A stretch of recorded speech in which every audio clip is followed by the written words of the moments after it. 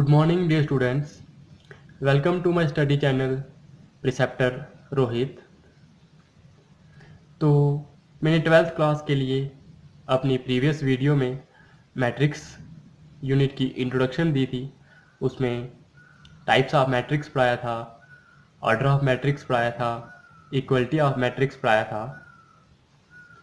और आज मैं इस वीडियो में आप स्टूडेंट्स को इस यूनिट की जो पहली 5 एग्जाम्पल्स हैं वो करवाऊंगा। तो चलो स्टार्ट करते हैं इस वीडियो को। देखो, इसमें जो एग्जाम्पल फर्स्ट है वो है consider the following information regarding the number of man and women workers in 3 factories 1, 2 and 3। देखो, इस एग्जाम्पल में आपको ये दिया गया है कि 3 फैक्ट्रीज हैं, 1, 2, 3 जो इनका नंबर दिया गया है। इनमें जो मैन वर्कर्स भी हैं और वुमेन वर्कर्स भी हैं। फर्स्ट फैक्ट्री में 30 मैन वर्कर हैं और 25 वुमेन वर्कर्स हैं। वैसे ही सेकंड में दिया गया है और वैसे ही थर्ड में भी ये नंबर्स दिए गए हैं कि कितने मैन वर्कर्स हैं और कितने वुमेन वर्कर्स हैं। तो फिर इसको क्या करने के लिए बोला है, represent the above information in the form of 3/2 matrix. What does the entry in the third row and second column represent. तो इसको इस क्वेश्चन में उन्होंने पूछा है कि ये जो इन्फॉर्मेशन दी गई है मैन वर्कर और जो वुमेन वर्कर हैं इनके बारे में, तो इसको आप 3/2 मैट्रिक्स जो होगी उस फॉर्म में इसको रिप्रेजेंट करो। ऐसी मैट्रिक्स जिसका ऑर्डर क्या होगा 3x2। तो इसका मतलब 3 किसको रिप्रेजेंट करेगा, 3 रिप्रेजेंट करेगा रोज को और 2 रिप्रेजेंट करेगा कॉलम को। तो इसका मतलब यहाँ पे 3 रोज, ऐसी मैट्रिक्स बनानी है जिसमें 3 रोज हों और 2 कॉलम्स हों। तो देखो, जब हम इन दो ये मैन वर्कर्स और जो वुमेन वर्कर्स हैं इनको हम जब हॉरिजॉन्टली देखते हैं तो ये 30 और 25 वाला एक एलिमेंट है, ये एक लाइन बनाएगा तो ये क्या आएगा, ये रो हो जाएगी, ये दूसरी रो हो जाएगी और ये तीसरी रो हो जाएगी। और उसी तरह से हमें क्या चाहिए, 2 कॉलम्स चाहिए। तो 2 कॉलम्स, एक इस तरह से आ जाएगा और दूसरा इस तरह से आ जाएगा। जो पहला कॉलम होगा उसमें एलिमेंट्स आ जाएंगे 30, 25 और 27, और जो दूसरा कॉलम होगा उसमें एलिमेंट्स आ जाएंगे 25, 31 और 26।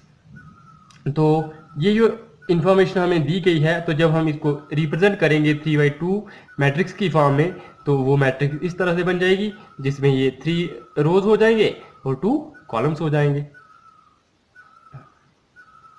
तो अब हमें नेक्स्ट ये पूछा गया है कि जो थर्ड रो है और सेकंड कॉलम है उसमें जो एंट्री है वो क्या रिप्रेजेंट करती है। तो सबसे पहले हमें देखनी है थर्ड रो।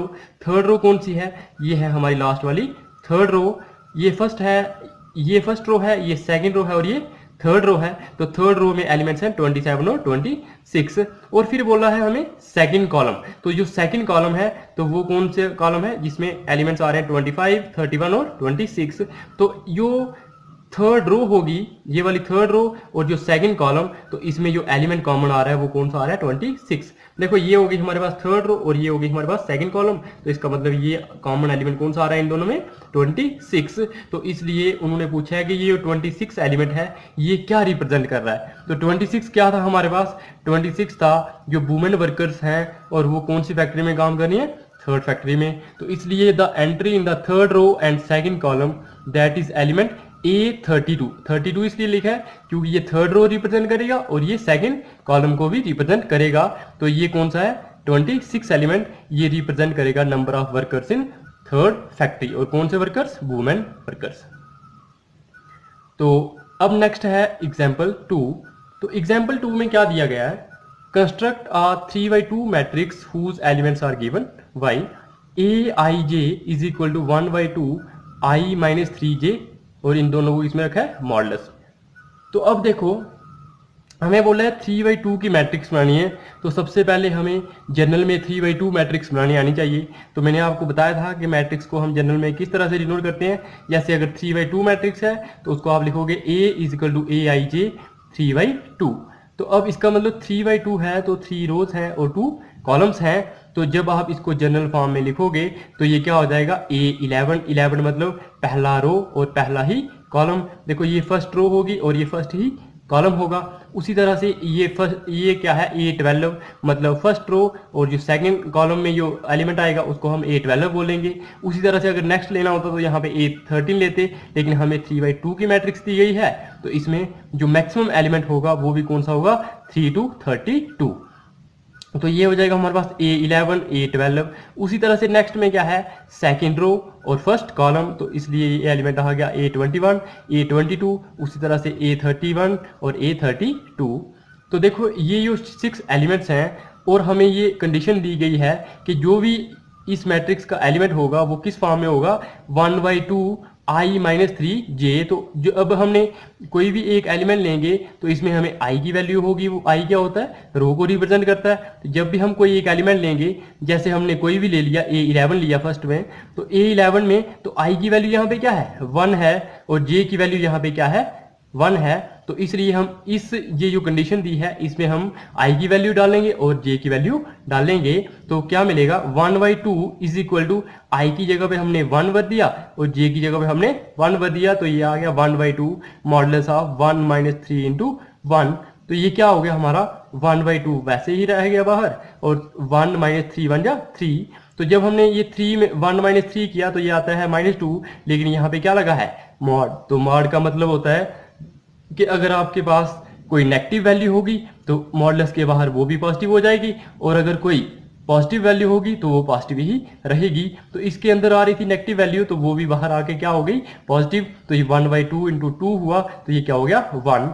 उसी तरह से हमने A12 निकाला, उसमें i की वैल्यू 1 भरी और j की वैल्यू 2 भरी। तो हमने ये सॉल्व किया, जब 1 - 6 आया यहाँ पे, तो ये क्या है, -5 आना था, लेकिन इसकी मॉडुलस की वजह से ये क्या हो गया, +5, और इसकी वैल्यू क्या आ गई, 5/2। उसी तरह से हमने A21 किया है, उसमें भी i की वैल्यू 2 भरी है और j की वैल्यू 1 भरी है। तो जब हमने उसको सॉल्व किया तो वो आया हमारे पास 1/2।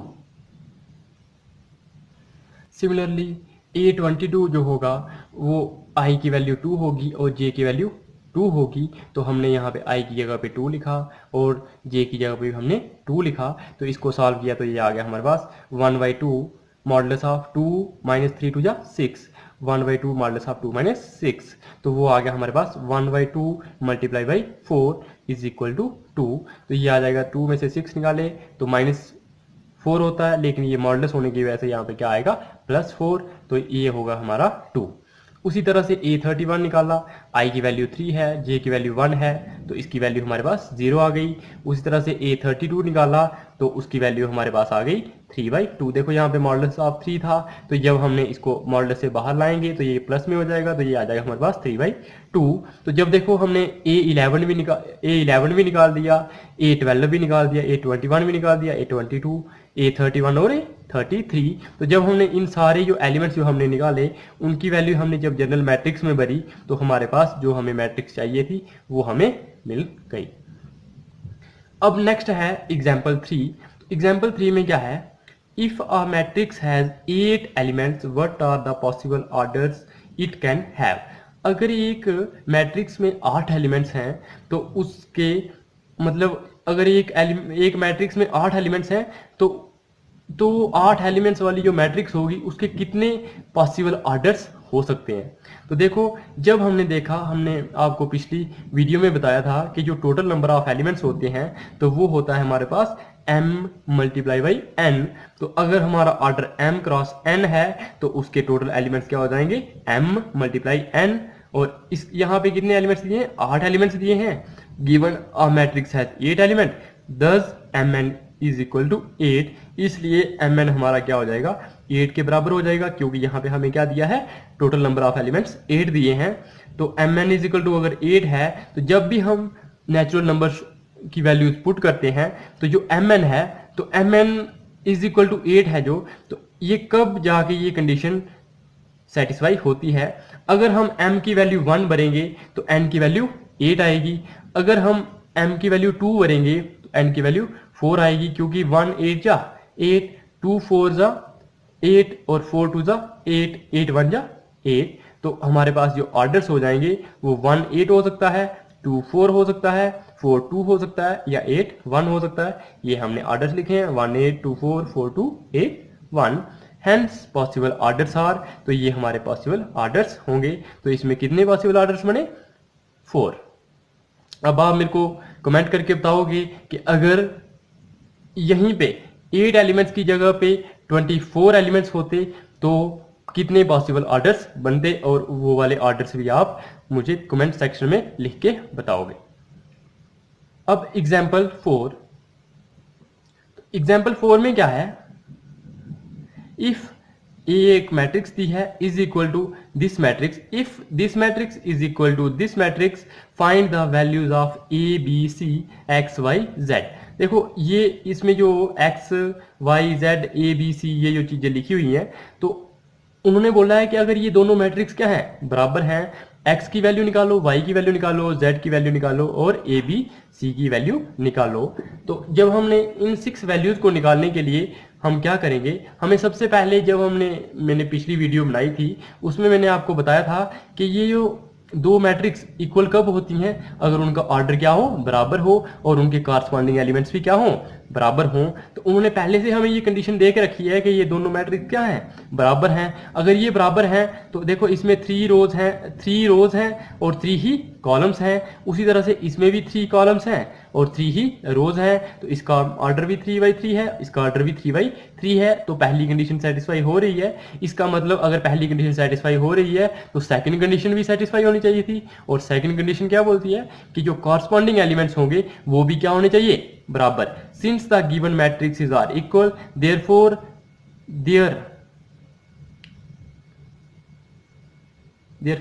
There corresponding elements must be equal, कि उनके कॉरस्पॉन्डिंग एलिमेंट्स भी क्या होने चाहिए, बराबर। इसका मतलब अगर ये पहला एलिमेंट है तो इसका पहला एलिमेंट क्या है, ये है, तो x+3 किसके बराबर होना चाहिए, 0 के बराबर। अगर आप ये वाला एलिमेंट लोगे तो ये किसके बराबर होना चाहिए, इसके बराबर होना चाहिए। देखो ये -6 है तो ये किसके बराबर है, -6 के ही बराबर है।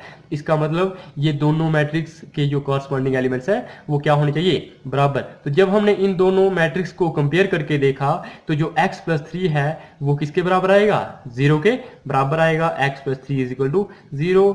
This implies x is equal to, जब ये +3 इस तरफ था लेफ्ट हैंड साइड में, जब राइट हैंड साइड में जाएगा तो ये क्या हो जाएगा, -3, x की वैल्यू आ जाएगी -3। उसी तरह से जब हमने नेक्स्ट एलिमेंट को कंपेयर किया z+4, वो किसके बराबर आएगा, 6 के बराबर आएगा। तो z+4 = 6। This implies z = 6 - 4 = 2। इसलिए जो z की वैल्यू हो जाएगी वो क्या हो जाएगी, 6 - 4 = 2। तो z की वैल्यू हमारे पास आ गई 2। सिमिलरली जब हमने 2y-7 को कंपेयर किया तो इसका कॉरस्पॉन्डिंग एलिमेंट था 3y-2।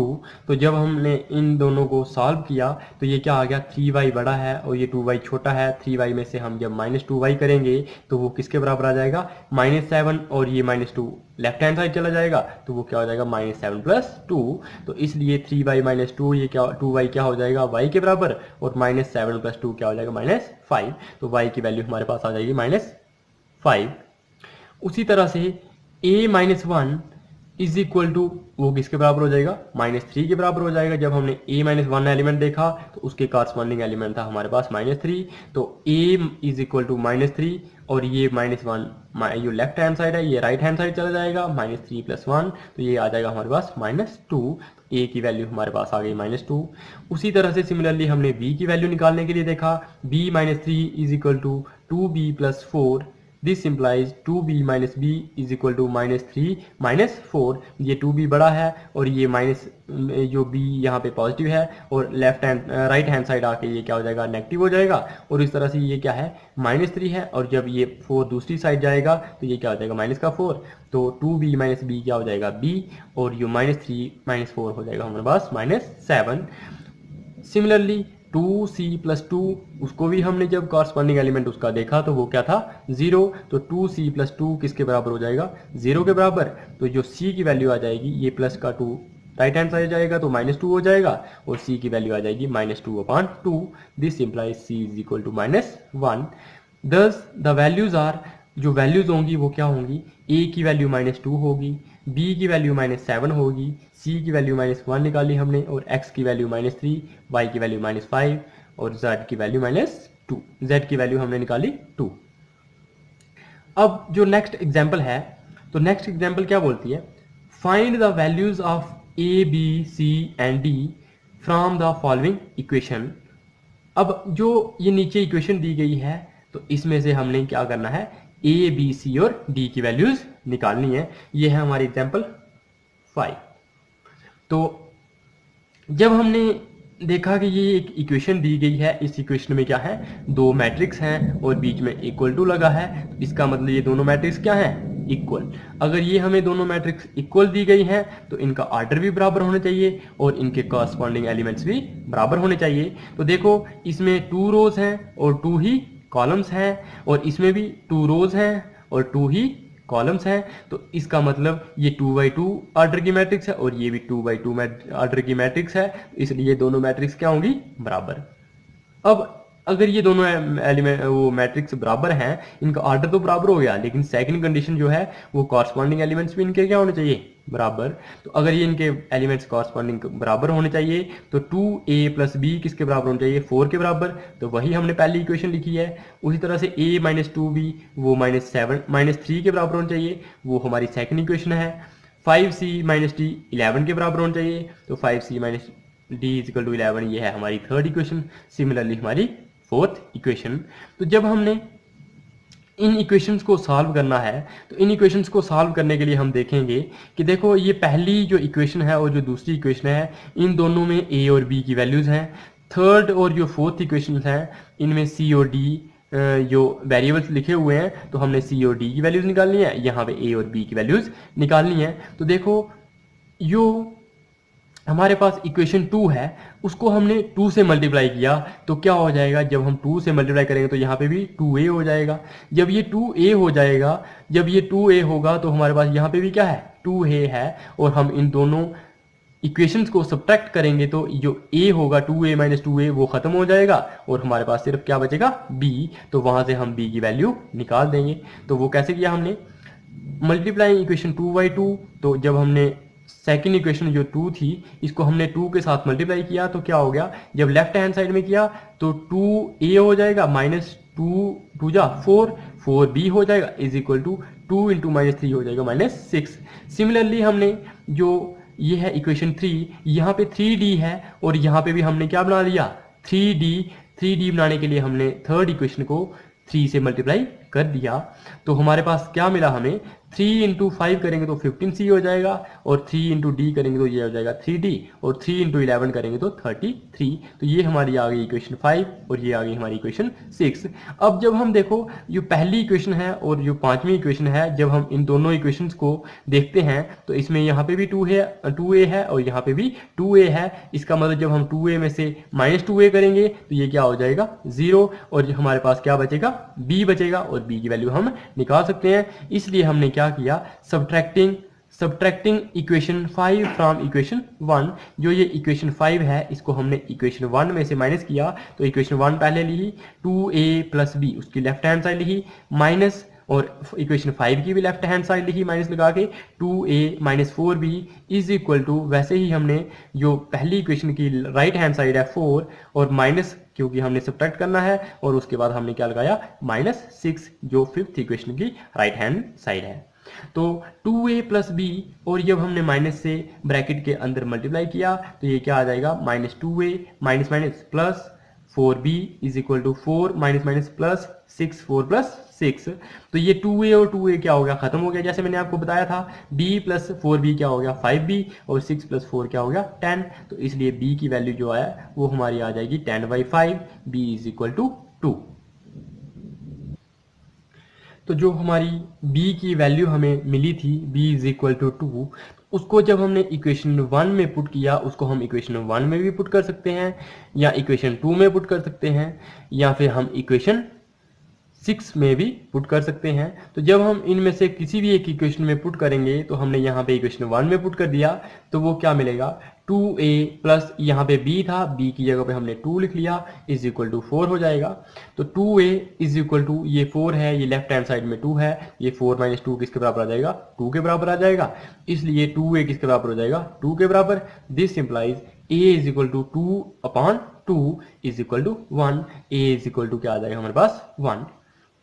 अब जैसे हमने ए और बी की वैल्यू पहली दो इक्वेशनों को सॉल्व करके निकाल ली, उसी तरह से हम जो बाकी जो इक्वेशन सी और जो डी की वैल्यू है वो हम इक्वेशन 3 और 4 को देख के हम निकाल सकते हैं। तो देखो हमने जो इक्वेशन 6 बनाई थी, तो इक्वेशन 6 में जो 3D था और जो इक्वेशन 4 में जो 3D था, तो 3D और 3D ये दोनों क्या थे, बराबर थे, लेकिन एक माइनस का था एक प्लस का था। जब हम एक माइनस का 3D हो एक प्लस का 3D हो तो इन दोनों को क्या कर सकते हैं, प्लस करेंगे तो ये क्या आ जाएगा 3D, ये प्लस का है और ये माइनस का है तो ये क्या आता है 0। तो इसलिए हमने इनको क्या कर दिया, सब्ट्रैक्ट करने की हमें जरूरत नहीं पड़ी, हमने क्या कर दिया इन दोनों को ऐड कर दिया। ये क्या हो गया हमारे पास, इक्वेशन 4 को हमने क्या कर दिया इक्वेशन 6 के साथ ऐड कर दिया। तो देखो जो हमें मिला, जो इक्वेशन 4 में था 15c माइनस 3d प्लस, और जो इक्वेशन जो 6 थी वो ये उसका लेफ्ट हैंड साइड ये था और इक्वेशन 4 का लेफ्ट हैंड साइड ये होगा। तो इन दोनों को जब हमने प्लस किया तो ये क्या आ गया 15c minus 3d plus 4c plus 3d, और जो राइट हैंड साइड प्लस किए 33 प्लस 24 वो आ गया हमारे पास 57। तो 15c और 4c हो गया हमारे पास 19c, 3d और 3d कैंसिल होगा क्योंकि 3d ये प्लस का है और ये माइनस का है, तो ये c की वैल्यू आ जाएगी 57/19। तो c की वैल्यू हमारे पास आ गई 3, c इज इक्वल टू 3। जैसे अब c की वैल्यू 3 आ गई, अब जैसे हमने पहले b की वैल्यू पुट करी थी इक्वेशन 1 में, तो वैसे ही हम जो c की वैल्यू होगी उसको हम इक्वेशन 4 में पुट करेंगे।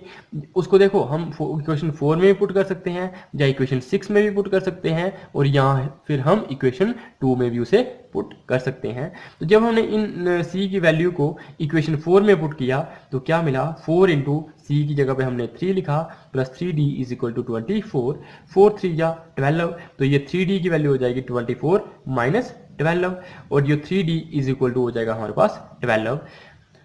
तो d की वैल्यू हमारे पास आ जाएगी 4, 12/3 इज इक्वल टू 4। जब हमने इन सारी इक्वेशंस को सॉल्व किया तो हमें क्या मिला कि a की वैल्यू 1 है, b की वैल्यू 2 है, c की वैल्यू 3 है और d की वैल्यू 4 है। तो हमारे पास हमने जो क्वेश्चन में पूछा गया था a b c और d की वैल्यूज निकालो, तो वो हमने फाइंड कर ली। तो ये थी हमारी एग्जांपल्स जो फर्स्ट 5, तो हमने ये एग्जांपल्स सॉल्व करी। तो गाइज अगर ये मेरी वीडियो आप बच्चों को अच्छी लगती है तो प्लीज़ इसे लाइक करो, और अगर आप चाहते हो कि बाकी जो आपके फ्रेंड्स हैं वो भी इन वीडियोस का फ़ायदा उठाएं अच्छे से, वो भी अपनी जो सब्जेक्ट स्टडी है वो अच्छे से करें, तो प्लीज़ इनको अपने 10 फ्रेंड्स के साथ, एटलीस्ट 10 फ्रेंड्स के साथ शेयर करो, और मेरा जो चैनल है इसको सब्सक्राइब कर लो। और साथ में जब सब्सक्राइब करते हो आप, उसके राइट हैंड साइड में एक बेल आइकन होता है, और उस बेल आइकन पे आप दबा दो, और वहाँ पे जब दबाओगे उसके बाद आपका ऑल आएगा, पर्सनलाइज आएगा, तो आपने ऑल पे क्लिक करना है। जब भी आपको कोई भी नई वीडियो मेरे चैनल पे अपलोड होगी तो आपको इस बेल आइकन दबाने से नोटिफिकेशन आपको मिल जाएगी। और इसलिए लाइक करो, शेयर करो, सब्सक्राइब करो, और जो बेल आइकन है उसको हिट करो, ताकि आपको मेरी जो भी नई नई वीडियोस आएंगी वो आपको आप तक आसानी से आपको नोटिफिकेशन मिलेगी, तो आप उन वीडियोस को देख पाओगे। तो please guys like my channel preceptor Rohit, and thanks for watching. Bye bye, take care.